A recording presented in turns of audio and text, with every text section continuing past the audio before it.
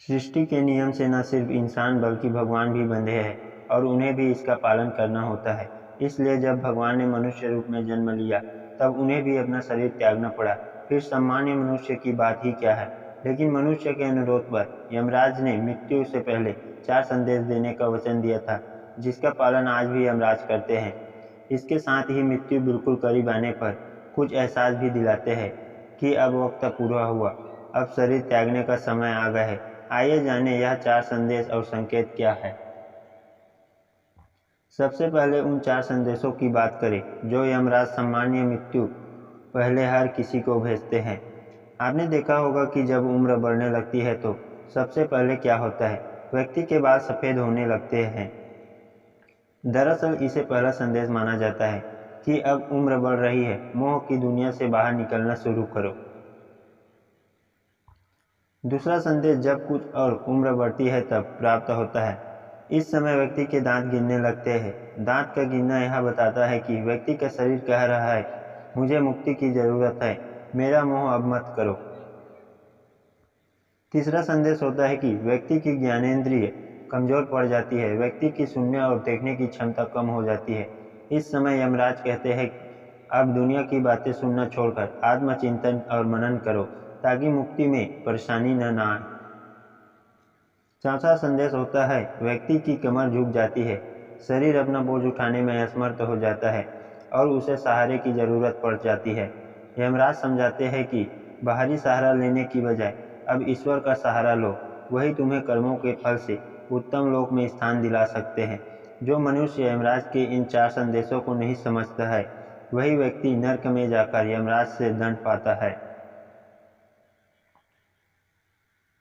कई बार अल्पायु में भी मृत्यु व्यक्ति के प्राण हर लेते हैं, लेकिन ऐसे में भी 10 संकेत मनुष्य को प्राप्त होते हैं जिन पर गौर किया जाए तो जान सकते हैं कि मृत्यु अब करीब है।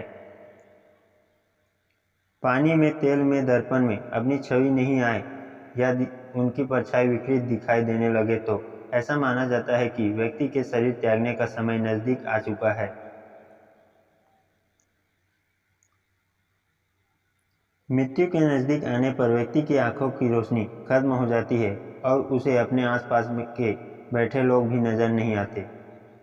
जो भी अच्छे या बुरे कर्म किए हैं वह सारे कर्म व्यक्ति की आंखों के सामने से इस प्रकार गुजरते हैं जैसे किसी फिल्म को आप उल्टा देख रहे हो, यानी जीवन के अंतिम कर्म से लेकर जन्म तक की सभी घटनाएं आंखों के सामने तैरती चली जाती है। जिनके कर्म अच्छे होते हैं उन्हें अपने सामने एक दिव्य प्रकाश नजर आता है और व्यक्ति मृत्यु के समय भी भयभीत होता है। गरुड़ पुराण में बताया गया है कि जब मृत्यु की घड़ी निकट आती है तो यम के 2 दूत मरने वाले प्राणी के सामने आकर खड़े हो जाते हैं। जिनके कर्म अच्छे नहीं होते उन्हें अपने सामने यम के भयंकर दूत खड़े दिखते हैं और वह भयभीत होता रहता है। शरीर त्याग करने के अंतिम समय में व्यक्ति की आवाज़ भी खत्म हो जाती है और वह बोलने की कोशिश करता है लेकिन बोल नहीं पाता। आवाज़ घरघराने लगती है जैसे किसी ने गला दबा रखा हो।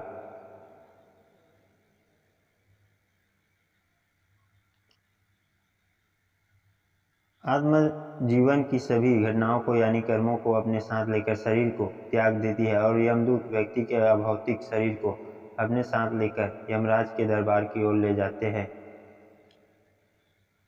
व्यक्ति के मृत्यु के बाद पापी मनुष्य को 2.5 मुहूर्त में यानी लगभग 24 घंटे में यमदूत वायु मार्ग में यमलोक ले जाते हैं। यहाँ यमराज व्यक्ति के कर्मों का लेखा जोखा करते हैं। इसके बाद यमदूत वापस व्यक्ति की आत्मा को लेकर पृथ्वी पर आते हैं